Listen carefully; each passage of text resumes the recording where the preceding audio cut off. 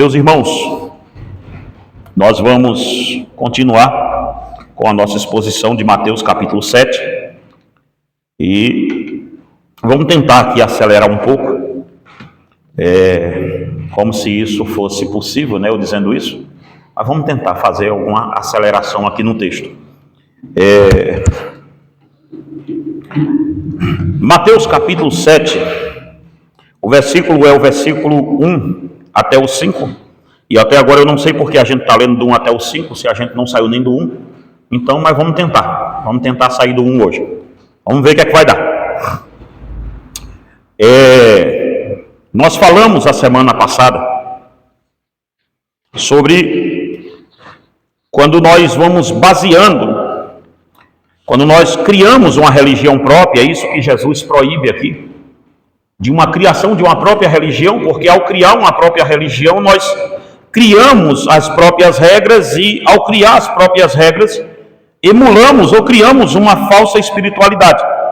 E geralmente a falsa espiritualidade, ela é uma hipocrisia que é gerada justamente no seio da incredulidade. Todo legalista, ele tem um problema com a salvação dele, você pode ver. Todo legalista, ele quer acrescentar algo ao que Cristo fez. Ele quer sempre colocar alguma coisa lá que não é do próprio Cristo, mas é dele, uma segurança própria, algo que ele diga, não, eu também estou fazendo a minha parte. Vocês já viram aquele texto que diz assim na Bíblia, faz por ti que eu te ajudarei? Já ouviram isso muitas vezes, não já? Mas já ouviram isso, não já? Diz a irmã que disse assim, como diz aquele texto na Bíblia, água mole em pé dura, tanto que bate até que fura. Aí o pastor disse, irmã, esse texto não está na Bíblia. Ela disse, mas deveria estar, porque é uma grande verdade. Então, mas veja bem uma coisa, nós vamos criando textos desse tipo, água mole em pé dura, tanto bate até que fura, e criamos o texto que até uma irmã disse, está no livro de Josué, pastor. Eu disse, onde, irmã? Está aí esse texto. Não dá água mole em pé dura, mas faz por ti que eu te ajudarei. Está no livro de Josué. Veja, nós criamos esse texto na Bíblia que não existe. Ele está em Lula 13:13, ou, não, me perdoe, São Tanás 13:13, vai estar lá esse texto, ou no livro O Mentiroso, Bolsonaro 22:22, para não ficar aqui falando só do Lula, né, não? Então, veja bem uma coisa, nós temos aqui, gente, uma religião, Jesus está dizendo, cuidado com os seus discípulos, para vocês não criarem uma religião e começarem a julgar a partir dela. É aqui o perigo. É aqui onde mora o perigo. Vamos ler o texto. Não julgueis para que não sejais julgados, pois com o critério que julgardes, sereis julgados. E com a medida com que tiverdes medido, vos medirão também. Porque vês tu o argueiro no olho do teu irmão, porém não reparas na trave que está no teu próprio? Ou como dirás ao teu irmão, deixa-me tirar o argueiro do teu olho, quando tens uma trave no teu? Hipócrita, tira primeiro a trave do teu olho, e então verás claramente para tirar o argueiro do olho do teu irmão. Veja bem uma coisa, de novo, Jesus não proibiu a gente de julgar, tá? Mas proibiu a gente de julgar com os nossos critérios. Irmãos, quando a Bíblia não fala nada sobre o assunto, nós deveríamos nos calar e não inventar moda para falar. Eu me lembro que estava aqui muito antigamente, umas pessoas vindo com roupas super, hiper escandalosas, e eu, orando em casa, eu falei com a Fernanda assim, eu estou já reunindo o conselho para a gente baixar um decreto para proibir as pessoas de irem escandaloso para a igreja. E aí a Fernanda falou comigo assim, mas por que então? São quantas pessoas? São 3 pessoas que estão indo assim, por que você não fala com as 3? Diretamente. E aí resolve o problema com as 3. Porque a Bíblia não nos dá margem para fazer nada disso. Tem coisas, irmão, que a Bíblia não diz que é para a gente fazer, então a gente pode pensar, pelo bem da igreja vamos fazer. Mas é aí que nasce uma religião. É quando você pensa, pelo bem da igreja vamos fazer assim, mas o que a Bíblia diz? A Bíblia não diz para fazer assim, então nós não deveríamos fazer. E nós chamamos as pessoas e conversamos. E deu jeito, elas foram embora da igreja. Não ficaram. Mas, paciência. A questão que nós temos aqui, bem implicada, é que toda religiosidade, toda espiritualidade baseada na nossa própria sabedoria, ela gera incredulidade. E a incredulidade gera hipocrisia. Todo hipócrita é um incrédulo. A hipocrisia parte de um coração incrédulo que constrói para ele uma religião e uma espiritualidade própria, ao ponto de nunca pensar que um dia estará diante do Rei da Glória para lhe prestar contas.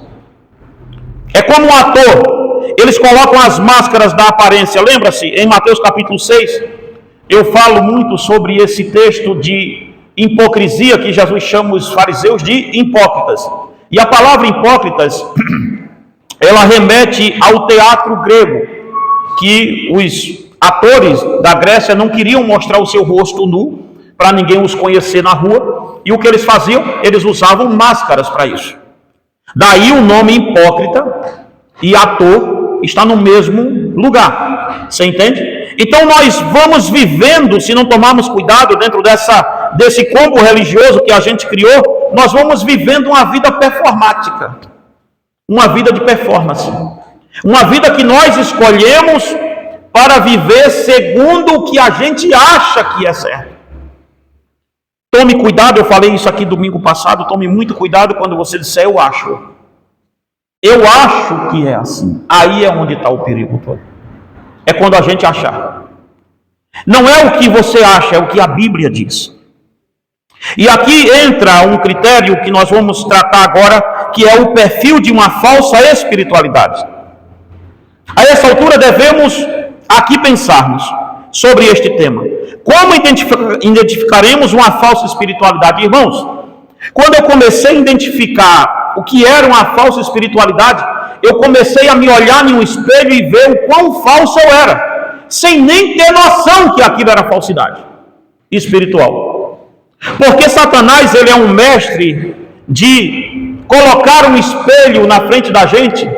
Tinha uns espelhos, isso há muito tempo atrás, quando eu era criança pequena lá em Baibacena, tinha uns espelhos na academia de primeiro.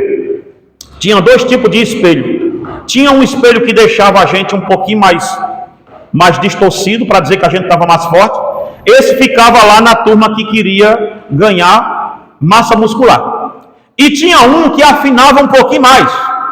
Tinha esses espelhos antigamente. Deixava um cara, não era que deixava o cara 10 quilos a menos, mas deixava ali, ele era meio distorcido nas partes dele, e esse ficava na parte de quem queria emagrecer. E como eu sei disso? Porque um dia a gente chegou, fez uma vaquinha na academia e compramos um espelho de verdade para saber como é que a gente estava realmente. Porque os espelhos da academia não dava para dizer a verdade para a gente. Que a gente via uma verdade na frente do espelho, quando chegava em casa era outra. Será que nós não estamos olhando a nossa espiritualidade baseada nesses espelhos de academia? Eu não estou dizendo que os de hoje tenham, tá? Isso era no tempo de 1990 e não é da sua conta. Quando eu fazia musculação. Agora deu para ver que eu parei faz tempo, né? Então veja só uma coisa. Será que nós não estamos vendo a nossa espiritualidade baseada nesse tipo de espelho? E Satanás é mestre em colocar um espelho na frente da gente e colocar uma falsa visão em nós para que nós possamos ver o que a gente quer ver e não o que a Bíblia está dizendo para a gente ver. Nós somos mestres, irmãos, em coitadismos, em dizermos, olha, não, lá na última vez, não é possível que Deus vai me levar para o inferno por causa disso. É assim ou não é? Essas pessoas fingem adorar a Deus. Veja, falando de falso culto, se você pegar 2 Timóteo capítulo 3, versículo 4 e 5, Colossenses 2, 20 ao 22, você vai ver o que a Bíblia está falando e está ali colocando-se em oposição a qualquer tipo de falsa espiritualidade. Mas vamos lá. Porém, para seguirmos bem, devemos definir o que de fato quer dizer o que de fato queremos dizer quando falamos espiritualidade. Quando falo de espiritual, queremos afirmar que tratamos de um homem que carrega nele a crença que se traduz em cada aspecto da sua vida. Ele é um cristão de fato, ele é de fato um cristão, onde Cristo aparece em todas as nuances da sua vida. Entenda bem uma coisa. Quando eu falo de espiritualidade, eu quero falar de uma pessoa que Cristo aparece em todos os aspectos da sua vida. Não é em uma parte, não é em um pedaço da sua vida. Não é em um dia da semana, não é no domingo. É em toda a semana. É 24 horas. Eu durmo para a glória de Cristo. Eu acordo para a glória de Cristo. Os ímpios têm que olhar em mim e ver Cristo em todas, absolutamente todas as nuances da minha vida. Esta é quando nós começamos a entender que estamos caminhando rumo à espiritualidade correta. Porque o performático, aquele que tem uma performance, aquele que é hipócrita, Cristo só aparece na vida dele dia de domingo. Quando ele vem num domingo para a igreja. Quando ele canta igual estávamos cantando aqui agora há pouco. A santidade que aparece na vida dele ou dela é somente quando ele canta o hino 91 da harpa. Qual é o hino 91 mesmo? Nós acabamos de cantar ele aqui agora. Como é que é? Como é que é o negócio?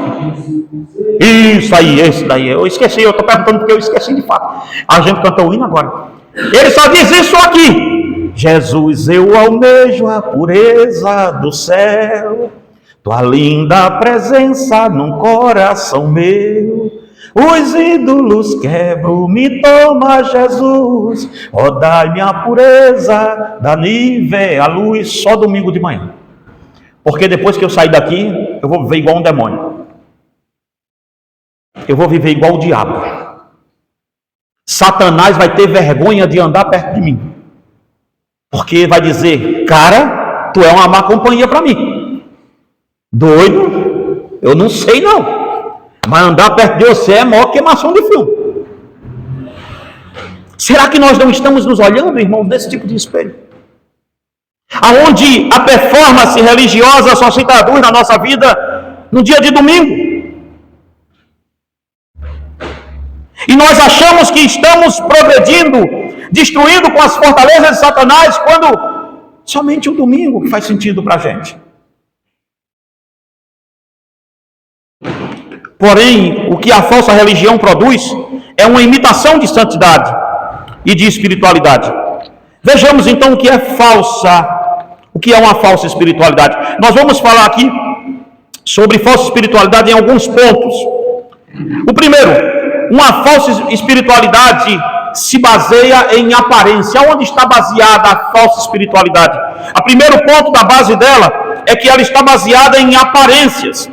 Eles carregam a Bíblia de Deus, e Deus em suas Bíblias, levam ele até os seus lábios, mas não vivem nem sequer uma hora para Deus em sua vida cotidiana.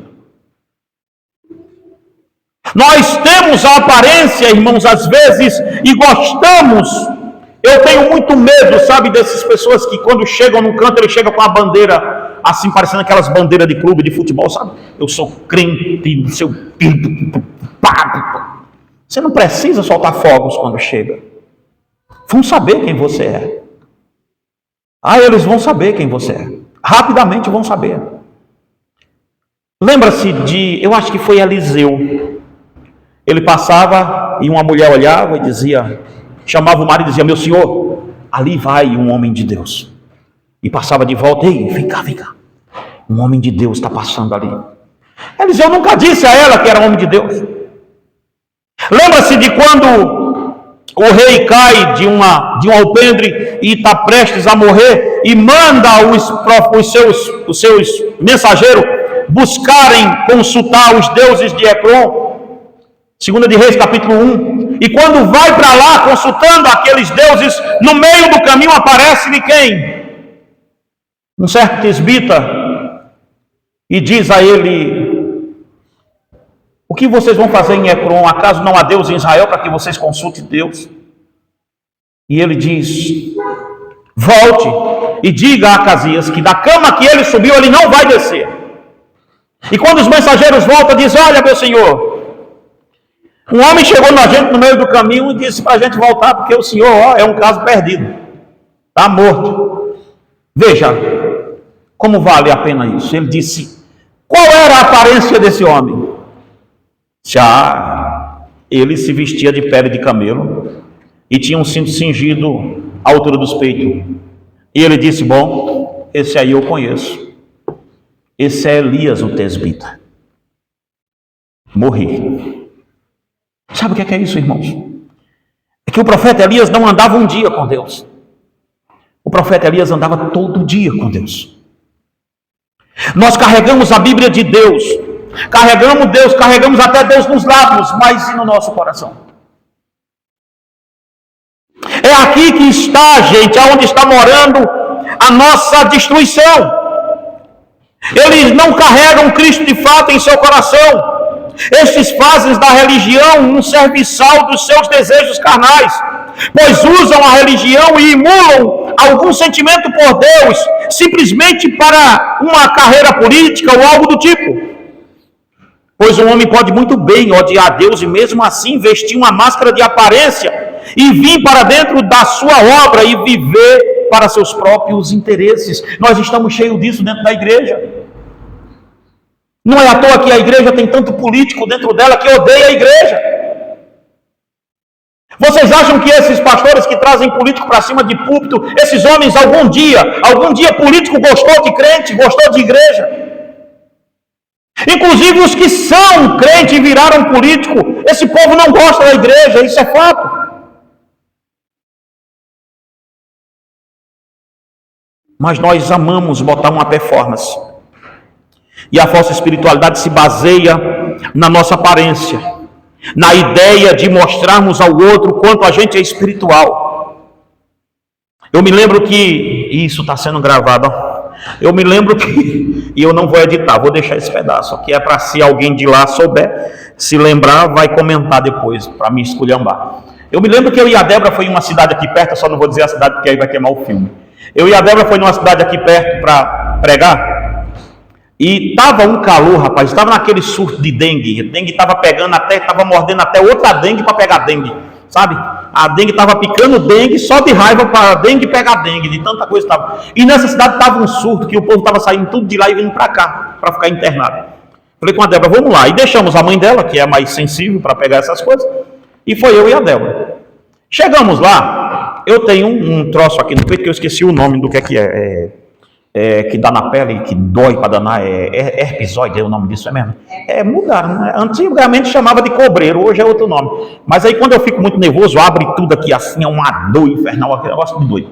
Só que nesse dia eu estava com essa crise, e não dava para pôr gravata. E na igreja desse irmão, só pregava de gravata.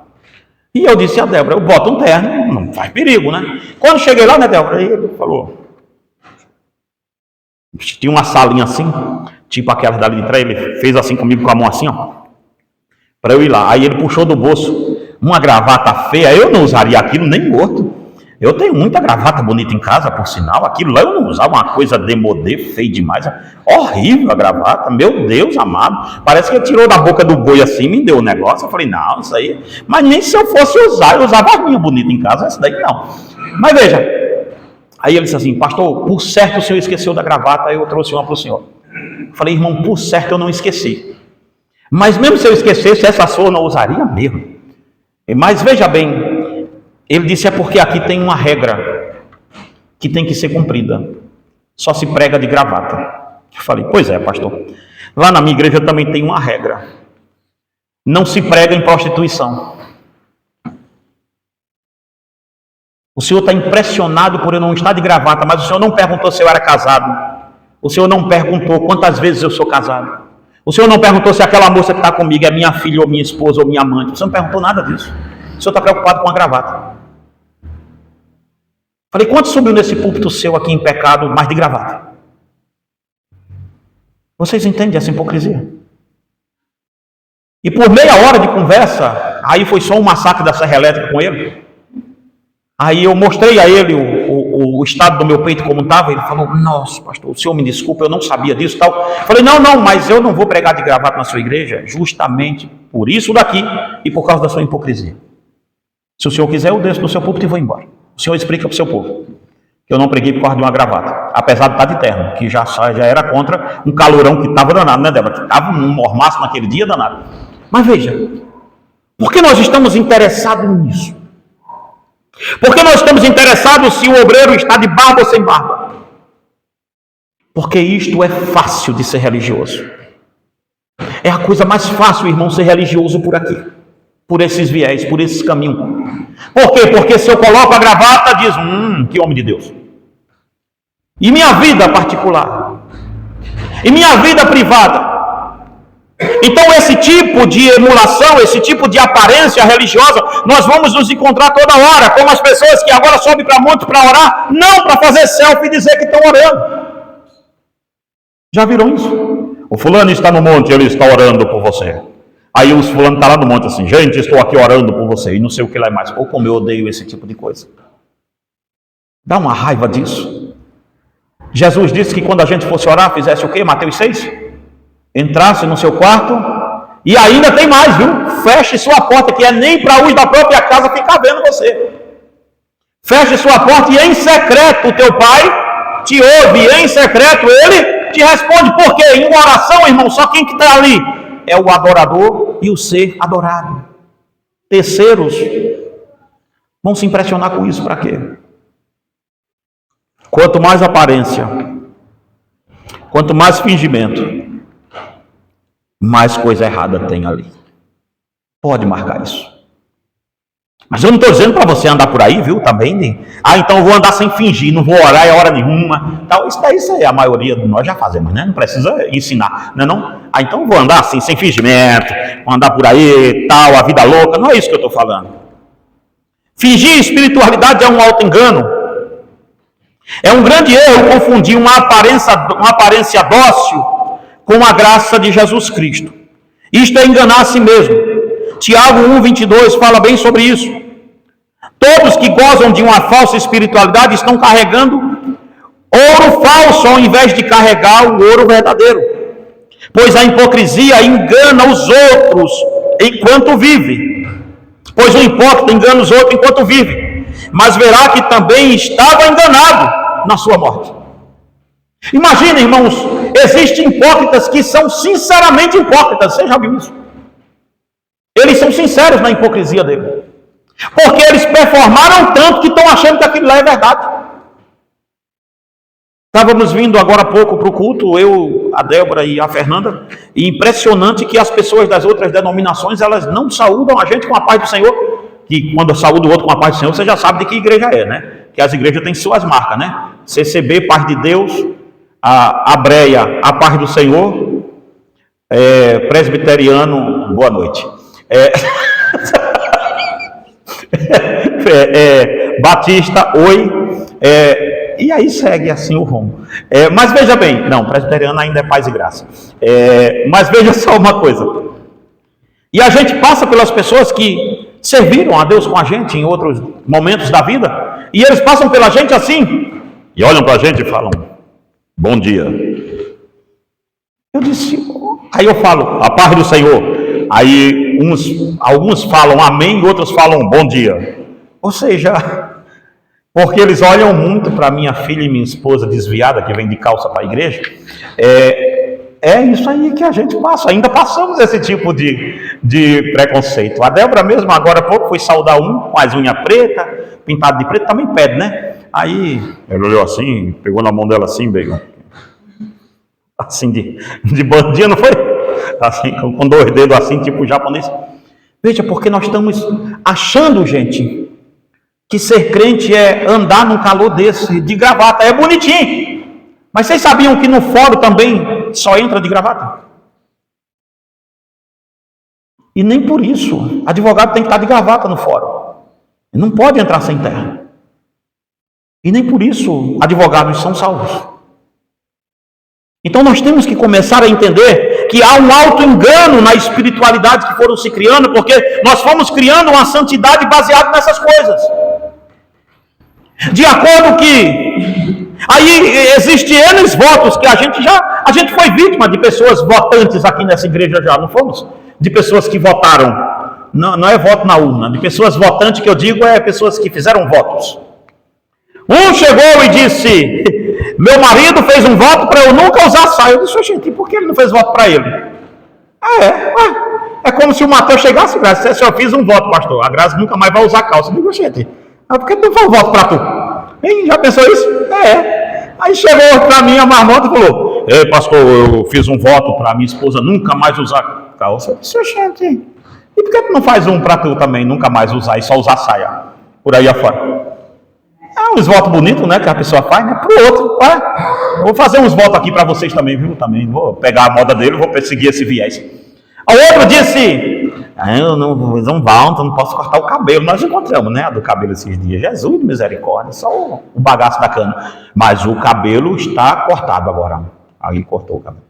Cortou. Muito não, mas cortou. Mas o voto era para não cortar nada.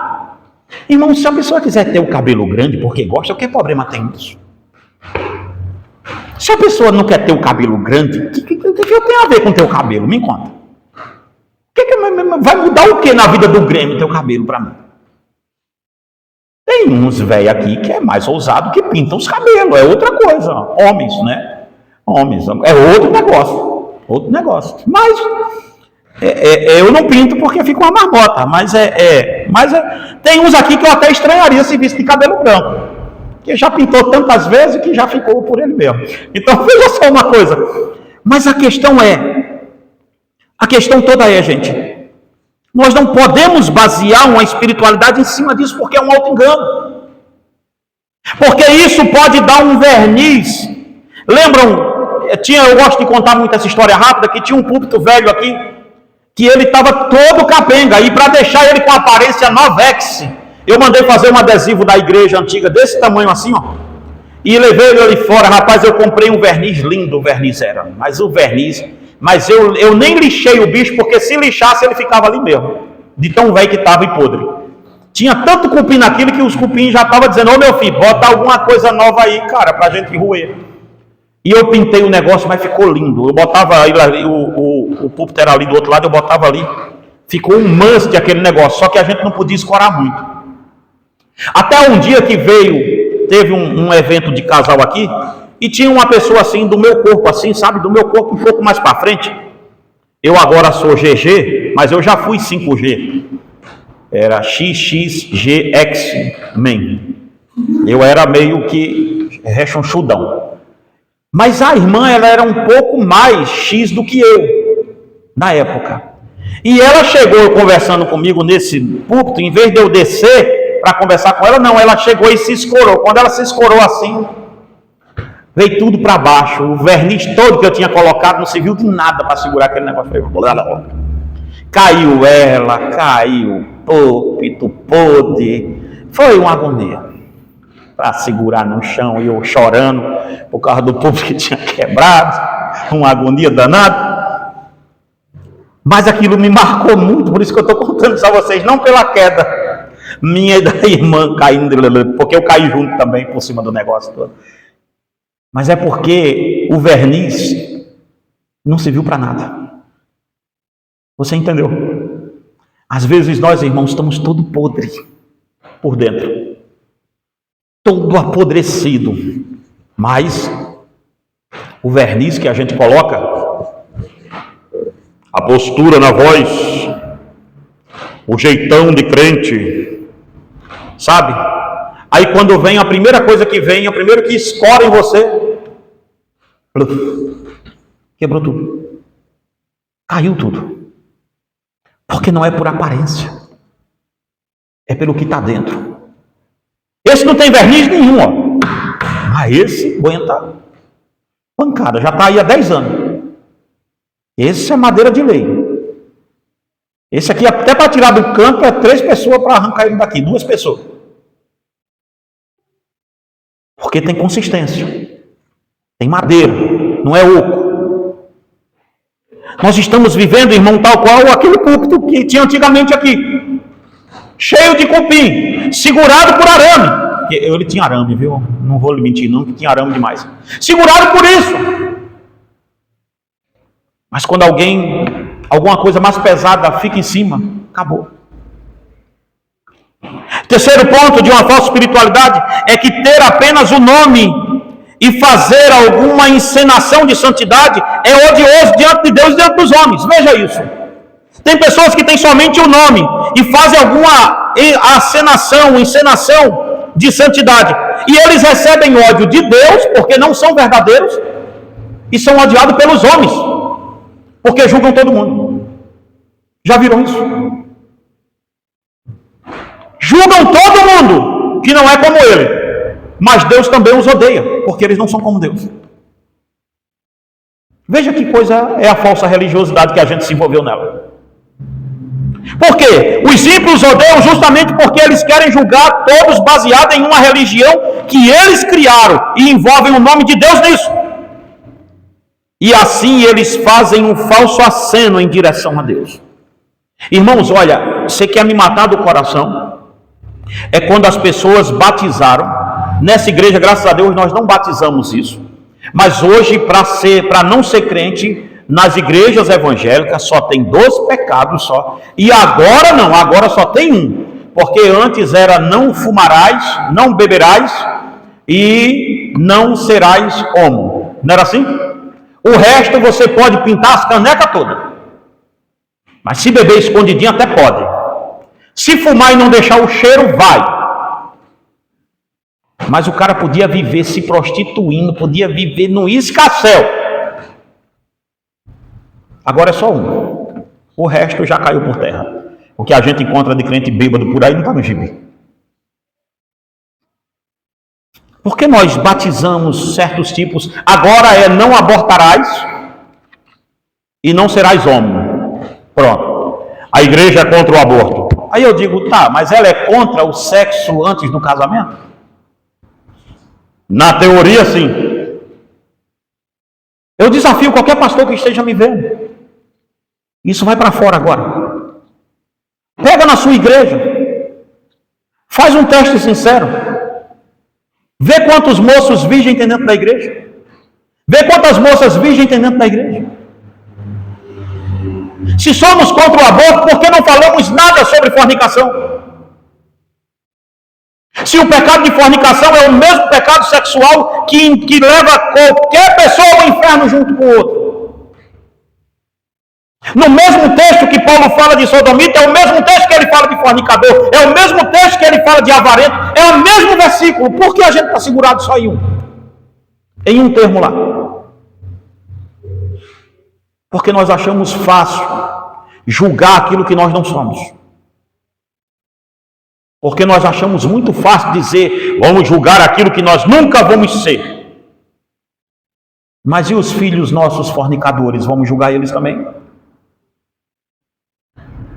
E os nossos pecados de fornicação com pornografia, vamos atrás deles também? Vocês viram, nós elegemos pecados para perseguir. E agora com o advento político, então, é que a gente escolhe, isso aí foi escoado para o topo. Não abortarás. Criamos esse mandamento. Ora, todos contra o aborto. Por quê? Tem crente a favor disso? Né? Como é que faz isso aqui? Mas e o sexo fácil? E os filhos nossos que começam a namorar com 12, 13, 14 anos? Alguém vai dizer isso também? Vamos falar sobre isso? Você daria um carro para uma criança de 13 anos dirigir? 14 anos? Então por que essa criança está com a mulher do lado chamando de namorada? Prestes a engravidá-la? Sim, prestes a engravidá-la. Porque tu já viu criança pensar em alguma coisa? Mas nós queremos escolher, gente. É essa falsa espiritualidade que não entra na minha cabeça. Nós queremos escolher coisas, queremos escolher peteca para bater. Vamos pegar tudo. Então o falso moralista, o falso espiritual, ele faz uma encenação para a santidade, porque parece santidade aquilo. Mas ele é odiado pelos homens, porque ele quer julgar todo mundo baseado no que ele acha. E ele é odiado por Deus, porque ele não vai ser crente nunca.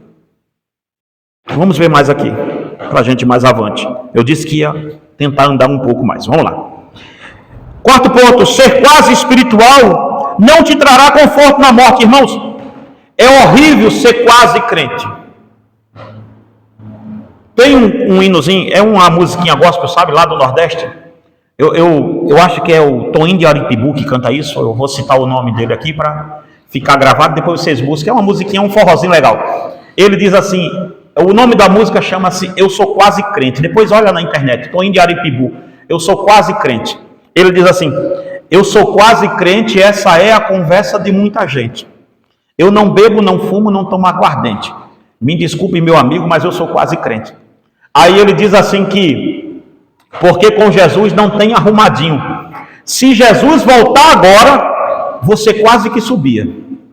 Porque você é só quase. Ser quase crente, irmão, não resolve o problema seu na hora de morrer. Gostar da igreja não resolve o problema na hora da morte. Ser quase, olha, eu fiquei lá no quase, deve ser frustrante, porque você ficou na porta do negócio.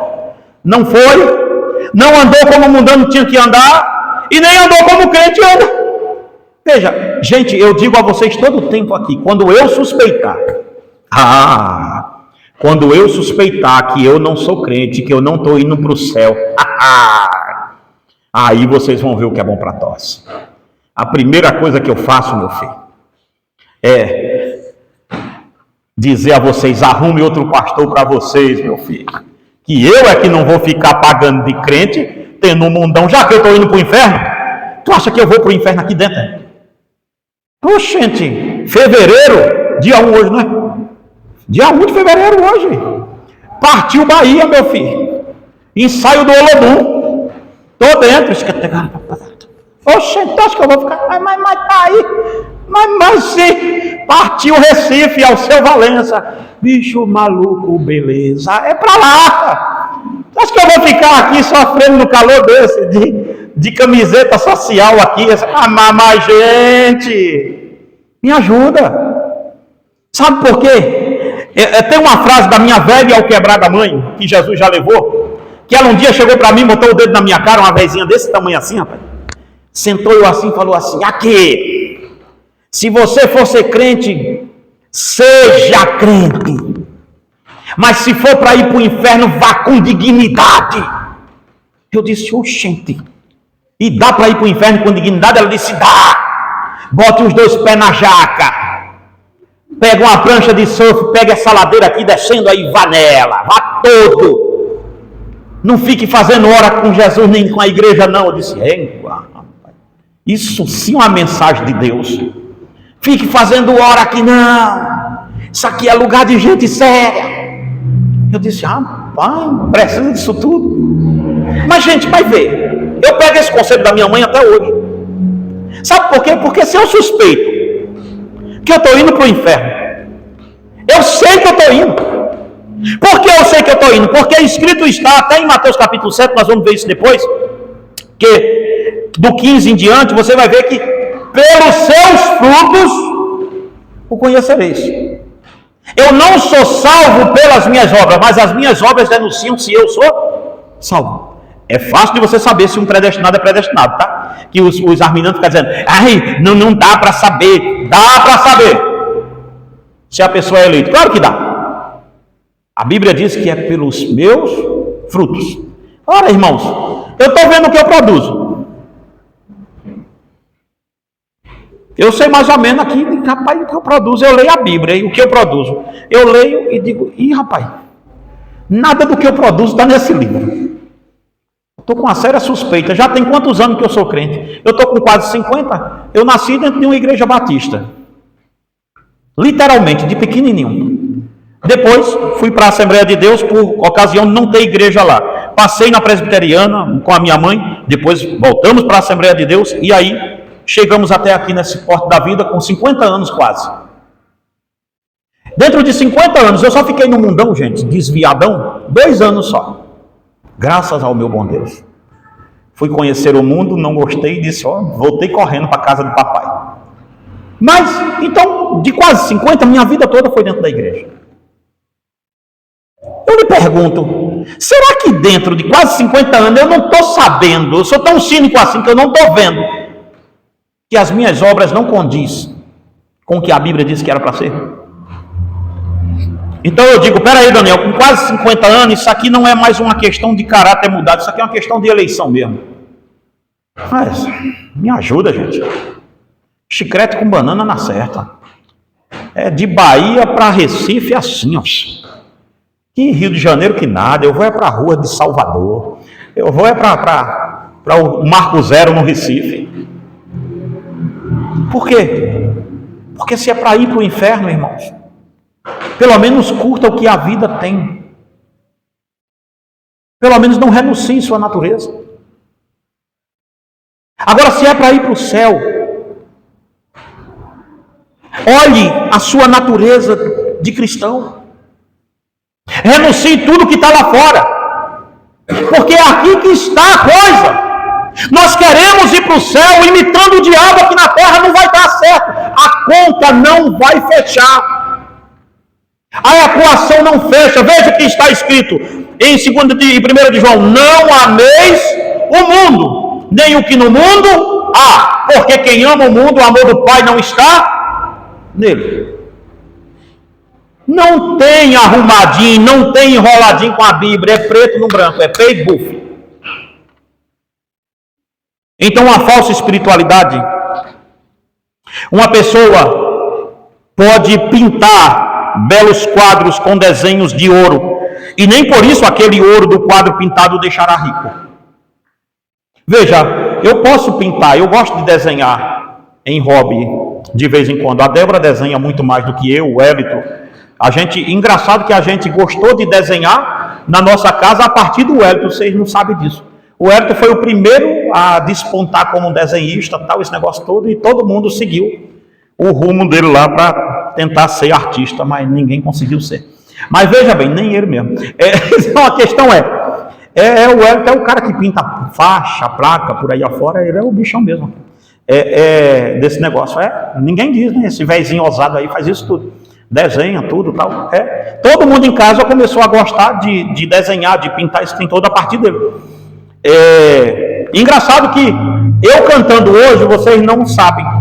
A inspiração para cantar, vem de duas pessoas na casa nossa. Uma é da minha mãe e a outra é dele, que cantava indo do Armando Filho na igreja, tudo. Vai vendo. Como eu sou o mais novo deles, eu fui pegando esses vícios bons. Graças a Deus peguei só os vícios bons, porque os ruins eu fui deixando de lado. Mas olhe bem isso aqui, gente. A gente tem que começar a viver e começar a pensar. O cara pintou um quadro e fez um monte de ouro no quadro.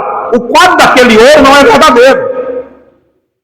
Um pintor pode pintar uma cachoeira no seu quadro, e nem por isso a água que ele pintou na cachoeira mata a sede dele. Essa é a falsa religiosidade que a gente vai criando. Nós pintamos quadros de espirituais, quando na verdade isso não vai resolver nada para a vida da gente. O quinto ponto é que aqueles que possuem uma espiritualidade presunçosa se expõem aos escárnios de Satanás. O melhor desses pontos é Sansão, pois servirão de escárnio, pois serão como Sansão em Juízes 16, 25. O que aconteceu com seus votos? Os filisteus perguntaram. O que aconteceu com as suas confissões? Você desafiou o diabo tantas vezes e agora vai morar com ele. Pois o caminho largo é justamente o caminho que conduz à danação final. E este caminho é justamente aquele que trilham com a falsa espiritualidade, através de uma santidade pintada, que advém de uma religião falsa, que se baseia em sua moralidade falida. Nós temos hoje uma religião que se baseia nisso, na nossa moralidade. Sobre esta falsa espiritualidade e santidade forjada, não no fogo do Espírito Santo, mas no fogo do inferno, tendo o próprio demônio como ferreiro, que Lutero levanta a seguinte questão. Olha o que Lutero diz.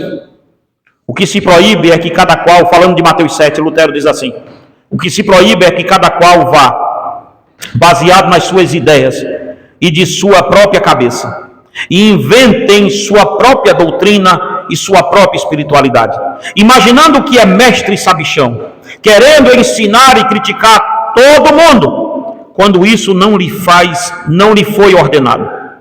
São esses os que o Senhor acusa aqui, pois não querem que se faça ou empreenda algo sem ordem, segundo suas próprias presunções, especialmente no que diz respeito a julgar o outro.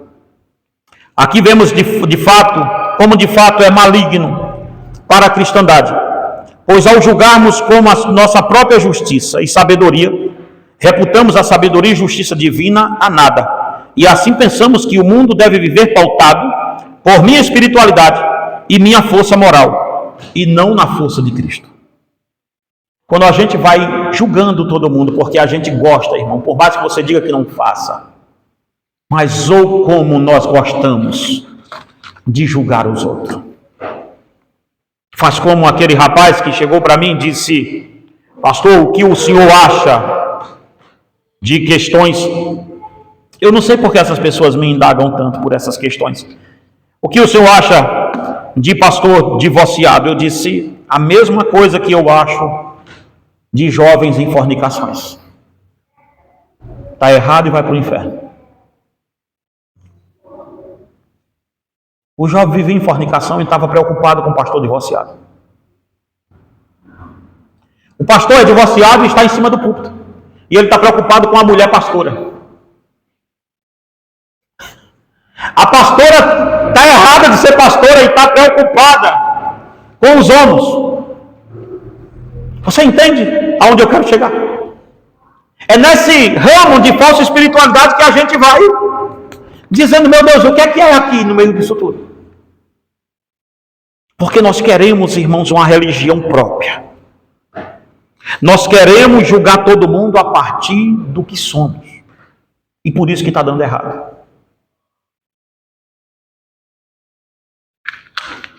Eu descobri porque a maioria dos senhores, e isso vai ficar gravado também, ó, tão ferrado agora comigo, todos aqui presentes. Eu descobri porque a maioria dos senhores não compartilham a mensagem dessa igreja com ninguém. Porque ao compartilhar as mensagens dessa igreja do YouTube, de dizer: fulano, escuta a mensagem da igreja nossa aí, sabe o que vai acontecer? O fulano pode ouvir a mensagem da sua igreja e comparar com a sua vida.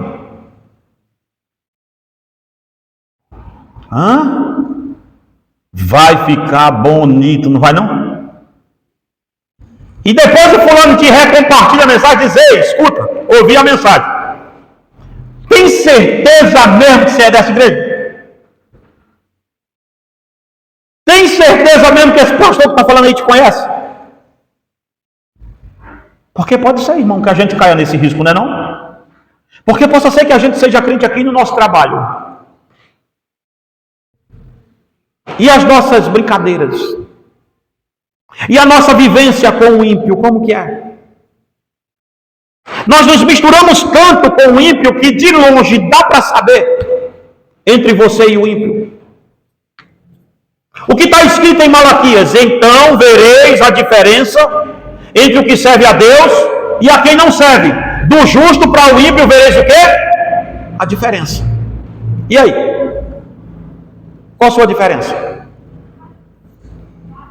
Faz como o irmão que disse: eu sou diferente, pastor, graças a Deus, eu não uso isso, não uso aquilo. Eu falei: sim, mas se tirar isso de você, fica o quê de diferente? Se colocar uma bermuda em você e em mim, e a gente sair pela rua, vão dizer que você é crente mesmo assim? Não é o que eles veem, é quem você é. É quando você abre sua boca. É o jeito de você se comportar. Eu não estou dizendo para você chegar, porque tem crente que é outra coisa do crente performático, sabe? Ele é chato. Ele chega na empresa, tipo o Polícia Federal do Iraque. Não é isso que eu estou dizendo. Nós somos cordiais, nós somos um povo alegre. Vamos morar no céu. Olha, quem tem que andar triste, chateado é o capeta, eu não. Ué. Nós somos um povo alegre, cordial. Eu não estou falando de você andar por aí ao lado. A minha religião diz que... Não é isso que eu estou falando. Estou falando de coisa consistente.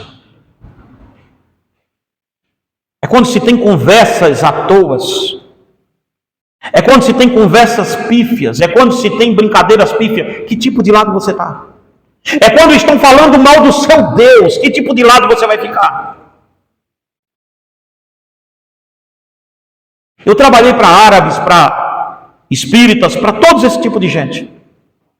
E quando eles falavam perto de mim, não, porque Deus é um só, eu disse, não, o seu é.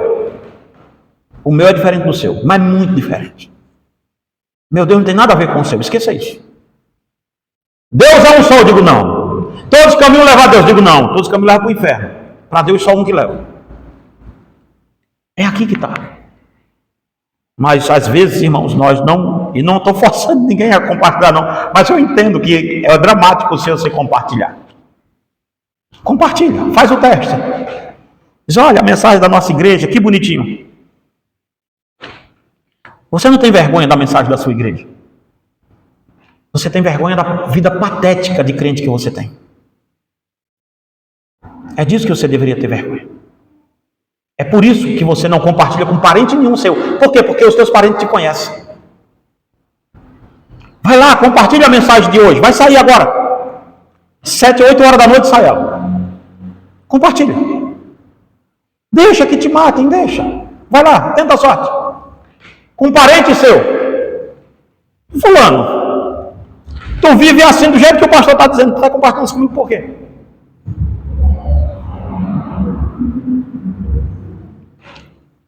Jesus continua dizendo porque, versículo Mateus 7,2, porque com o critério com que julgardes, sereis julgados.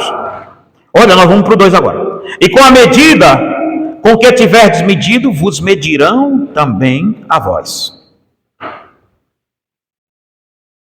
Agora chegamos no texto em que o Senhor traz a lume o quão hipócrita é o julgamento sem o critério correto.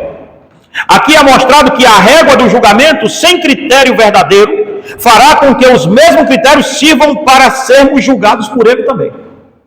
Você está julgando os outros com seu critério, adivinha? Os outros vão te julgar com o critério deles. Ou o que é pior, com os seus. É um efeito meio circular. Você entendeu? É como... Gente, a gente tem que tomar muito cuidado com hipocrisia, gente. É muito complicado. Todos os julgamentos baseados em nossos critérios são loucos, toscos e pecaminosos. Pois o julgamento segundo a nossa própria sabedoria é totalmente sem amor. Assim como aqueles fariseus que julgavam pelas costas, sempre tramando e colocando espiões dentro do clã dos discípulos de Jesus. Vocês sabiam disso? Está em Mateus 22, 15 ao 22. Mateus 22, 15 ao 22 vai dizer que os fariseus colocaram espiões dentro dos discípulos de Jesus, para ver se Jesus falava alguma coisa contra César. Ou seja, ficava andando e ouvindo para ver se virava testemunha. Estes 2 versículos contêm o segundo motivo para reforçar o mandamento do Senhor quanto a julgar precipitadamente. Parece-me que os sentidos das palavras são estes. Por que você repara?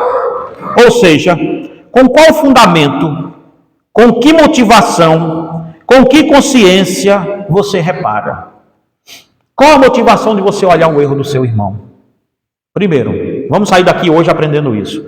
Quando você for olhar o erro de alguém, quando você for olhar o pecado de alguém, vamos aprender isso aqui rápido. Vamos aprender isso aqui, ó. Por que você repara? Ou seja, qual o fundamento, qual a motivação você está reparando o erro do seu irmão? Qual é a motivação sua? Com que consciência você está olhando para o erro do seu irmão? Você está olhando para o erro dele com que tipo de consciência?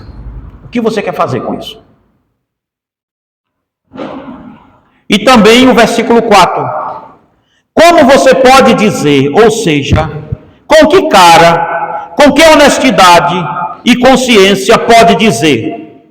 Jesus está dizendo, primeiro, qual a motivação? Por quê? Para que você está olhando? Qual é a consciência que você está reparando no erro do seu irmão?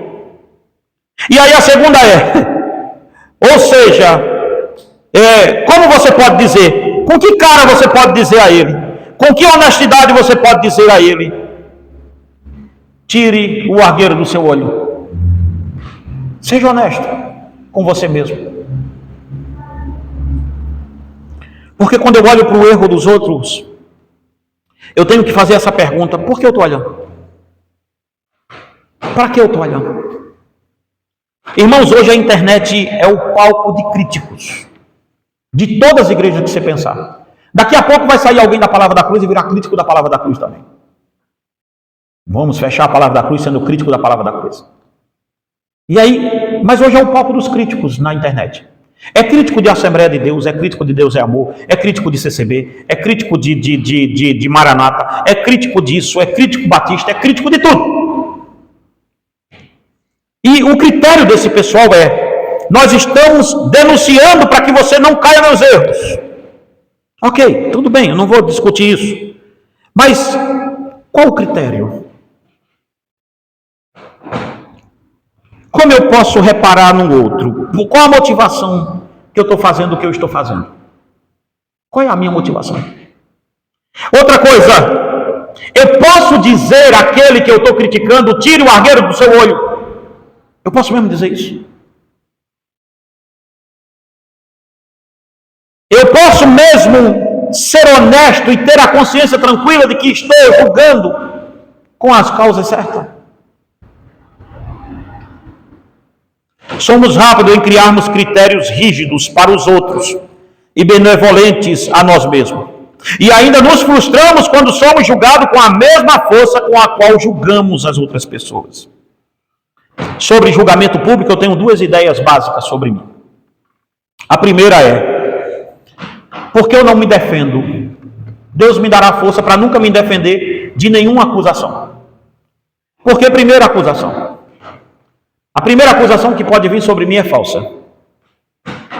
Então, por que eu me defenderei de uma coisa que é falsa?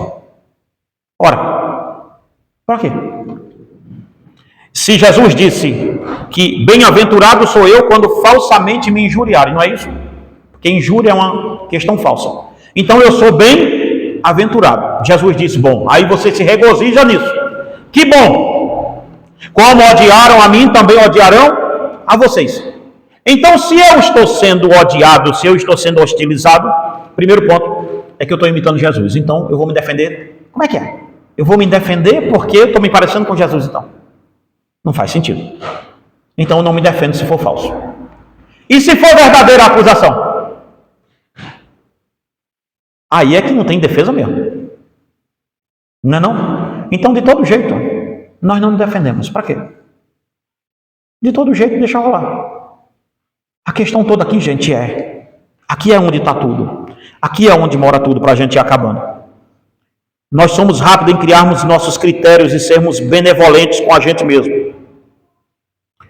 Na presente era, nunca tivemos tanto envolvidos no pecado dos fariseus. Julgar com os nossos critérios. Pois estamos cada dia mais nos dividindo. E não estamos nos dividindo porque amamos a Bíblia. Estamos nos dividindo por causa da nossa religiosidade fingida, que está pronta a julgar os outros sem o critério bíblico. Nós pegamos, eu vi, esses dias me mandaram um corte, até usaram um vídeo meu para rebater o camarada. Mas eu vi o camarada dizendo assim que da igreja que ele saiu, não vou dizer o nome da igreja, que causa até muita balbuciação quando a gente cita, mas da igreja que ele saiu, ninguém lia a Bíblia. E aí ele foi citar a Bíblia, porque se eu estou dizendo que eu saí de uma igreja que não lê a Bíblia, repara, se eu digo assim: olha, eu vou sair da palavra da cruz porque lá ninguém lê a Bíblia, então quer dizer que eu saí dessa igreja palavra da cruz já faz 6 anos, 7 anos. Quer dizer então que agora eu tenho que estar lendo o quê? Vamos, digam, eu tenho que estar lendo a Bíblia, não é não? Porque antes eu não lia, né? Aí mandaram um corte do vídeo, mais interessado no que, como a pessoa cortou o meu vídeo e colocou lá. Mas aí o camarada dizia assim que, como disse, irmãos, Zaqueu, só que ele estava citando uma coisa que Zaqueu disse, mas quem disse foi Jeremias. Porque a única vez que Zaqueu fala na Bíblia é no episódio dele dizer... aliás, Zaqueu fala nem quase nada na Bíblia. Ele só sobe na figueira, é Jesus que dá o discurso todo. Ele fala assim na Bíblia, ele diz assim: se eu defraudei alguém, vou restituí-lo de volta. É 7 vezes, né? Ele diz que vai dividir... Oi? Eu não sou digno. Exatamente, é a única coisa que ele vai falar. Eu não sou digno do Senhor estar aqui na minha casa, e se eu defraudei alguém, eu vou restituir, e vou dividir ainda o que sobrar com os pobres. Bom, essa é a fala de Zaqueu na Bíblia, mas o texto que ele disse que era de Zaqueu, foi Jeremias que disse. Olha que diferença. De Zaqueu para o profeta Jeremias, irmão, nós temos aí pelo menos quase 900 anos de diferença. São um expert de Bíblia, mas estão prontos a julgar qualquer coisa. Baseado em que motivação? Que critério? Então, quando você for julgar o outro, pense nisso que eu estou lhe dizendo, que domingo a gente vai continuar nesse texto aqui para aprofundarmos ele mais. Pense nisso quando você for julgar o outro. Por que eu estou julgando? Baseado em quê? Qual a motivação do meu julgamento? Porque tudo tem uma motivação, não é não? E aí é que está. Somos aptos a censurar o pecado alheio, quando certamente estamos cometendo algo pior do que aquilo.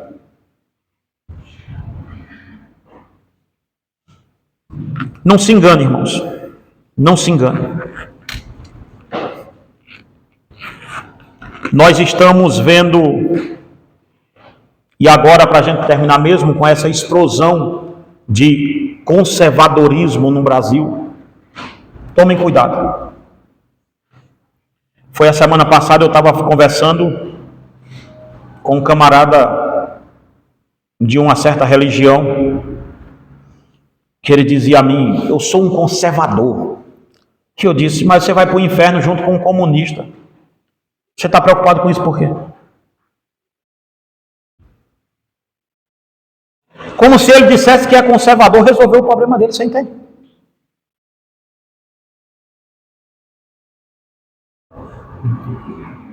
O cara adora bode. Está dizendo que é conservador.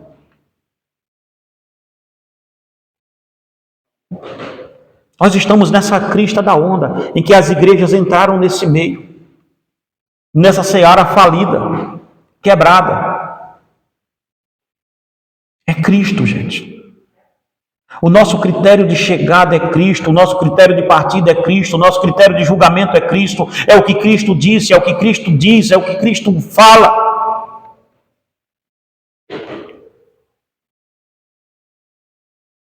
É o que a Bíblia diz. Não é o que eu acho, não é o que o outro diga.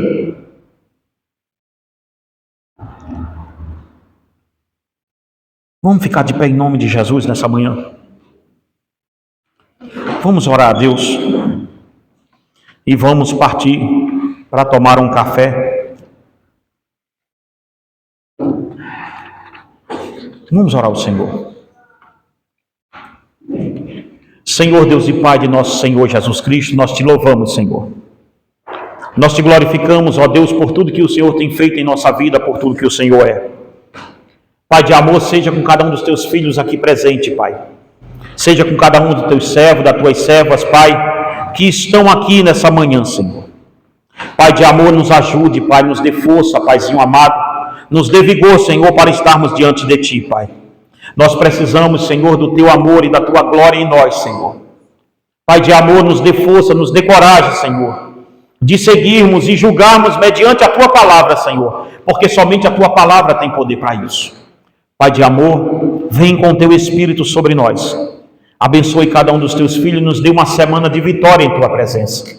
Que o grande amor de Deus, o nosso Pai, e a graça do nosso Senhor e Salvador Jesus Cristo, e as divinas consolações e comunhão do Espírito Santo, estejam com todos aqueles que amam e almejam a vinda do Senhor, e todos digam: olá, queridos, paz e graça, pastor Daniel falando com vocês, gente, passando por aqui, para mais uma vez, pedir a vocês que nos ajudem no nosso projeto, Deixai Vir as Minhas Criancinhas, esse projeto que tem contemplado muitas crianças, onde nós temos colocado esse tipo de livro aqui na mão das crianças, em comércio, escola pública, hospital infantil.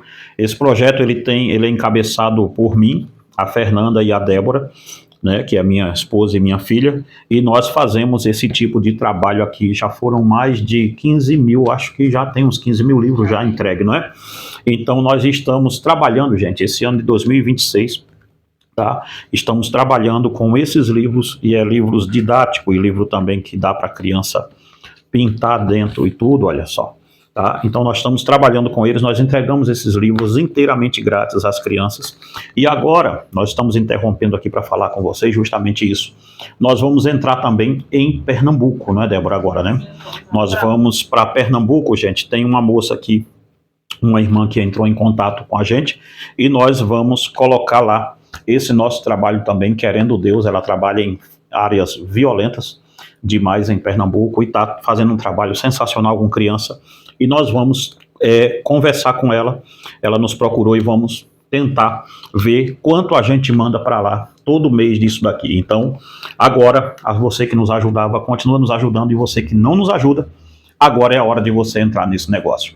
Queridos, eu espero a sua ajuda. O Pix está passando aqui em cima, QR Code aqui também, tá? E o nosso telefone, quiser entrar em contato com a gente para saber mais sobre o nosso projeto, aqui no YouTube está cheio de vídeo aqui dizendo o que é que a gente faz. Que Deus em Cristo te abençoe e te guarde em nome de Jesus.